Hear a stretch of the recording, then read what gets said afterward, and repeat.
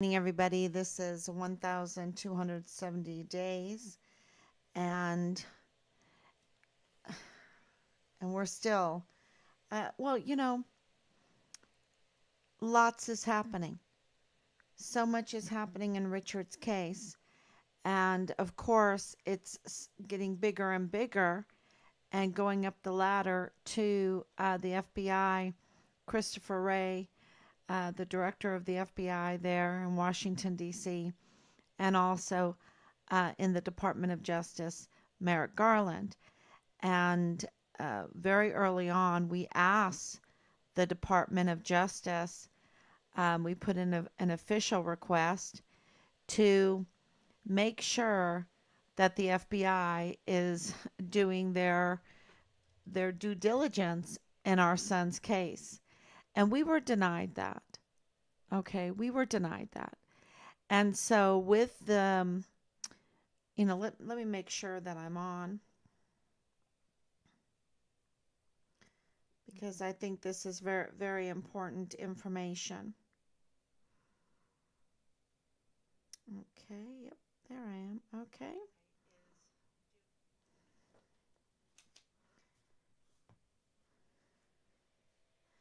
So this is the second Sunday in Epiphany, shedding light on the truth. And it's always a gift. The truth always comes out. It's always there. Lies cannot be sustained. They're not sustainable. And I don't know why people just want to live in lies, live in lies. Um, there's no money, there's no valuables, there's nothing out there that can be sustained by lies. It it is so haunting. You see the most talented people uh, really be eaten up by lies and being surrounded by lies and having to keep it uh, a secret. And it's just um, a horrible environment to be in. And one thing that we have definitely seen, let me take this off because it is warm. What we have seen is a culture of an environment just built on lies and deception, intimidation, tampering, manipulating, constantly tampering and manipulating in order to cover up the lives of lies. And it's, because we have the law, thank God, and that exposes the wrongdoing. And yet they will put their people in positions like FBI agent Nieto, like dirty agent, and I would say dirty agent FBI uh, Nieto, Jesus Eddie. He's known by Eddie Nieto Jr., which is a real shame. It's a real shame. And then dirty agent Marlon Soto and dirty agent CID, dirty agent Marlon Soto and dirty agent CID, former CID Tavita Nusa, and then convicted criminal Leilani Hart, who, you know, um, went around. People thought she was a little bit crazy because she went around. She's been called crazy by, multiple people. But she was saying that she was controlling the CID. And, I think she was controlling the FBI. I I think Leilani Hart was controlling the FBI. And that is why she could do everything that she was doing, the tampering, the manipulating, covering for. Well, she's the mother of Dallas Hart, Richard's platoon leader. And of course, she's also the wife. They're going through a divorce. They halted it until February, I believe. Um, but she's going through this divorce, but she is married to James Courtney Hart, which with allegations against him. And I don't understand why this divorce is taking so long when she has notarized allegations, criminal allegations against him that was accepted by the CID, that was accepted by the FBI. We have the CID case number, we have the FBI case number, which also is very concerning because that means that confirms that she has those connections through Tavita Nusa, through Dirty Agent Marlon Soto and Dirty Agent FBI Jesus Nieto. And so it explains why she received the FBI number, the CID number, and and then they were floated around. And so because we have a large team find Richard Halliday, because we have even people there on Fort Bliss and in the in the inner circle of things that we absolutely have these FBI and CID case numbers, and that shouldn't be, but it tells you that there is a conflict of interest. Okay, so we sent that to the Department of Justice, who, when we were in El Paso in 2020, we sent off a request to the Department of Justice for oversight of the FBI there in El Paso to make sure that they do their job. And I guess they didn't think it was an important case or whatever, and they denied that request. And it's a real shame because can you imagine all the pain that would have saved us? Um, because, eh, they would have caught very quickly the long tenure of Nieto in the FBI and his conflicts of interest with Nadal Baim, the FBI man that worked right beside a Dollar General. He had a business, an import business of Southwestern goods, and he walked into the Dollar General right beside his workplace and um, said, take, you can take down the flyers you have on the door and on the ice maker outside, the ice chest outside.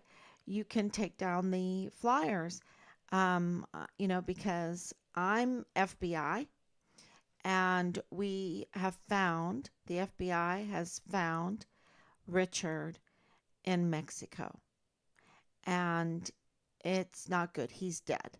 Shh, shh. Okay.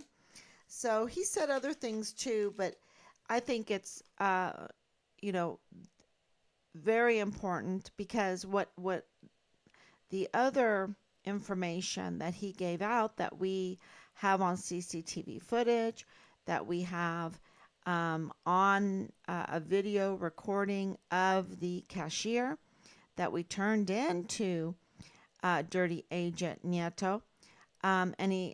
He's like, "Hey, buddy, you're on the CCTV footage. Hey, you're talking about this case, this dead soldier in Mexico." Um, and the other information is very important too because it also um, corroborates that it was just partial remains, and it's hard for people to understand that somebody can be buried in multiple places. That individuals out there are so evil that they would um, dismember dismember their victim and bury them in multiple places. The other information that he was giving to the cashier was a corroboration that it was partial remains. And I'm not talking about a finger or a foot, but I'm talking about that you know that he is deceased. So it's like a torso or a head or, and it's so horrible, horrible that we have to go through this. And the Department of Justice, we ask them to help. And we know that they're busy and everything, but this is a missing soldier. Um, and I know that the COVID was there, and I guess they were all just too busy. Um, and they denied the oversight of Nieto, of the law enforcement agencies to do their job and search for Richard. And so they would have found the conflicts of interest with Nieto, the dirty FBI agent, with Nadal Baim, and not only with Nadal Baim, but also with Nadal Baim's son in law, who is the Lieutenant Colonel Bradford Bugado in the G3 of the 32nd ADCOM. He would have found that. And I think that is, that, all of this could have been avoided as far as these lengthy investigation that is costing so much hurt, so much pain, but also so much money, so much money. Millions of dollars have gone into this case, and also the intertwined case, which is the August 3rd, 2019 mass shooting that occurred in El Paso. And they could not get away with that kind of investigation unless there were conflicts of interest with FBI Nieto. It's really, really important for people to understand that. Um, you know, that Veronica Escobar could get away with what she has done or what she hasn't done because of um, Agent Nieto being having these conflicts of interest, and Marlon Soto also. And with these G3 of the 32nd ADCOM, that's Richard's command. That is the operations, that's OPORD. So, and the generals couldn't get away with what they did. The JAG couldn't get away with what they did. The director of emergency services and the chief of security of Fort Bliss, Thomas Kane, who said that Richard was just a good meal for the coyotes. He couldn't get away with what he did if these long-standing conflicts of interest, because Nieto had been there for over 20 years, right? So he is so conflicted. He's so conflicted. He's turned into knots with all his conflicts of interest with so many different people. He's been there way too long, and it's been up to no good. And so all of the um, discrepancies, the manipulation, the tampering with cases, the leaving cases in pieces, as John Briggs has done at the DA's office, is also because of these conflicts of interest. They absolutely have conflicts of interest. And now we have even the former mayor of El Paso confirming these conflicts of interest, because this mayor, who is, really just a citizen now, okay, he should not be able to tell the DA office there, the district attorney's office there, and the district attorney's office has one mission, and that is to serve the people in identifying crime, identifying criminals, documenting the crime and the criminals, and prosecuting the crime. That is their mission. And to have these conflicts of interest that interfere and also um, persuade persuade the DA's office to even go against the Department of Justice's policy and to call the former mayor called the uh, Department of Justice Merrick Garland racist, and influenced and persuaded. I guess influence is a better word. The DA office there in El Paso to uh, to go against the policy of their boss, that is Merrick Garland, there in the Department of Justice. Um, how can a citizen, that's like me going in there in the DA office and telling them what to do, how can a citizen have that kind of influence and that kind of persuasiveness unless there is a conflict of interest? So, the conflicts of interest are really the main theme right now because of finding the conflicts of interest with Nieto, with Angela Kachurga's family. That's hard evidence, and that is Bob Moore's El Paso Matters. That also leads to questioning UTEP because Angela Kachurga's boss is the wife of Bob Moore.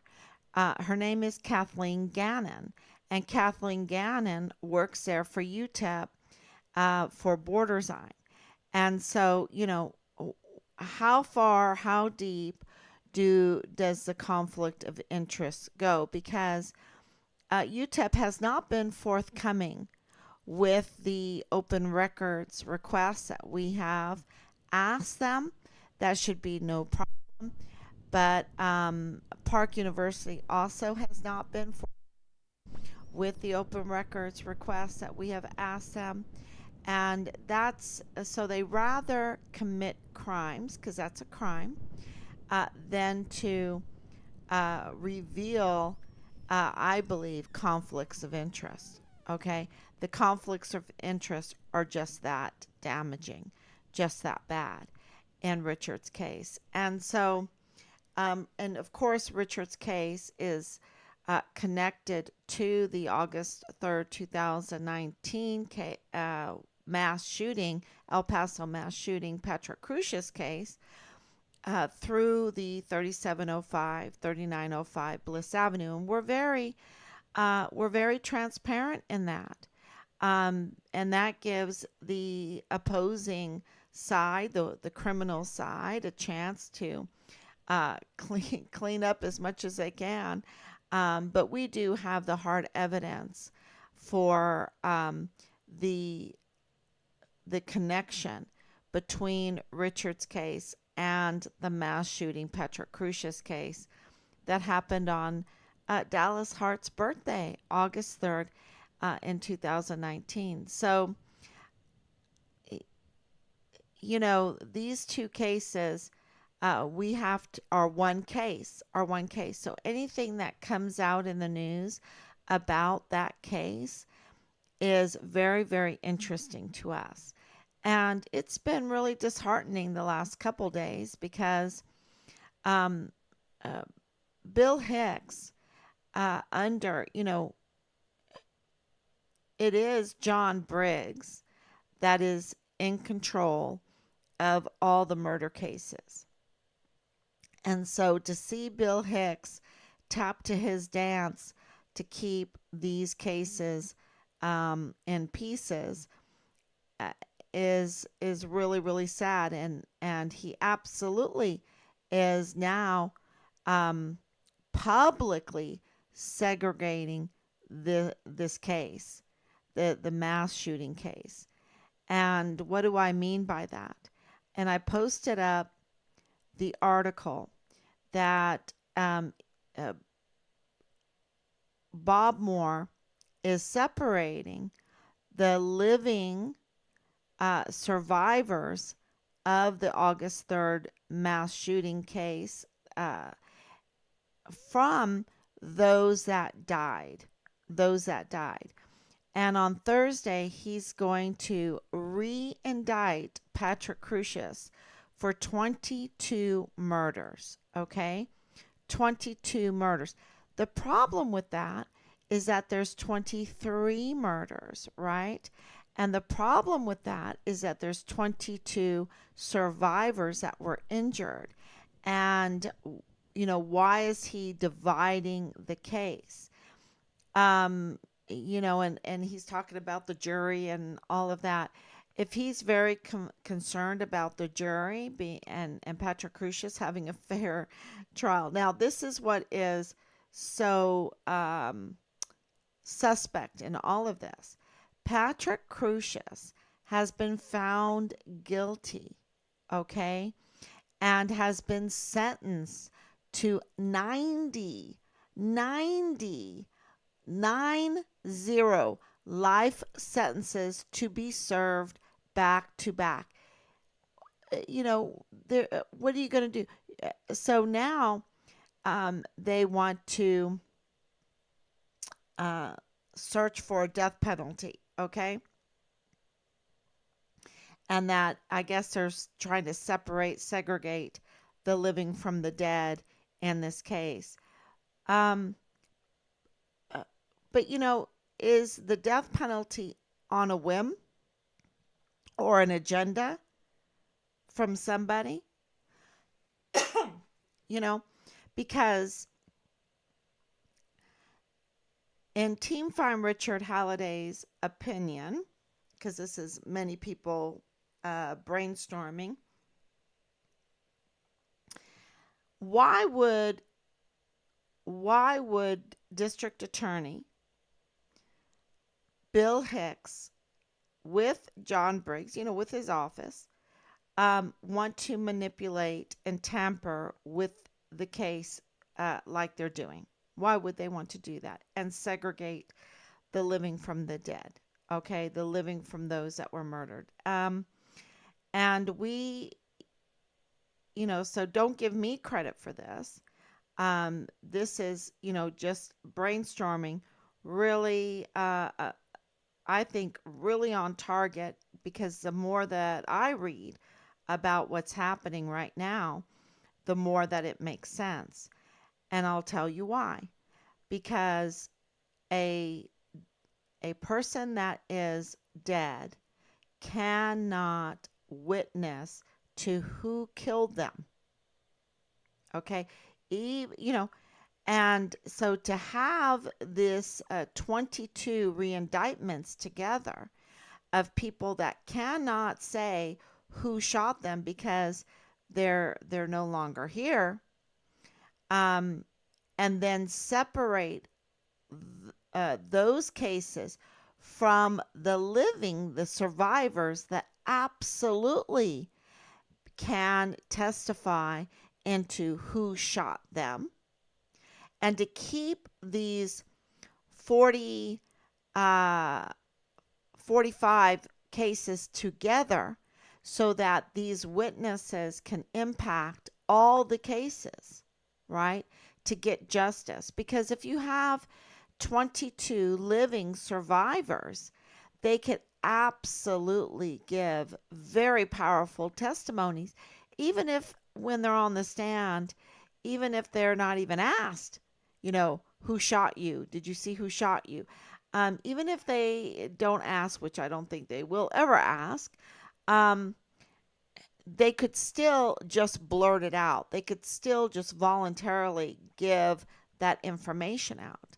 So to segregate them away from the 22 that are no longer living is to take away the voice of the living, right? To even help the cases get justice from those that were killed. And it's really an injustice. It's a very terrible thing. But it gets even worse than that, okay? And that is Memo Garcia. Memo Garcia um, survived for 9 months before he died. Okay. And he was taken care in a hospital there in El Paso. And, you know, uh, John, Bill Hicks left him out, omitted him um, from the 22 reindictments. There's 22 reindictments, not 23. Why did he do that? Why did he omit um, Memo Garcia? I think that's a very ugly thing to do. He survived for 9 months. And what we have read is that the hospital became very close to him and his family, and they are now his caretakers, and they are also then witnesses in his case. So even though he has passed away, the witnesses know what he said, and and they can be witnesses on the stand to his testimony that he gave while he was in the hospital under the care of these caregivers. And so I think that is really uh, a manipulation and a tampering of the case to omit the life and the case of Memo Garcia. So, what does this have to do with Richard? Well, it shows that not only is there a problem with conflicts of interest, um, all over the place with Nadal Baim, with Jesus Nieto, the FBI head there in charge of Richard's case, in charge of, absolutely he was involved in everything that goes on in El Paso.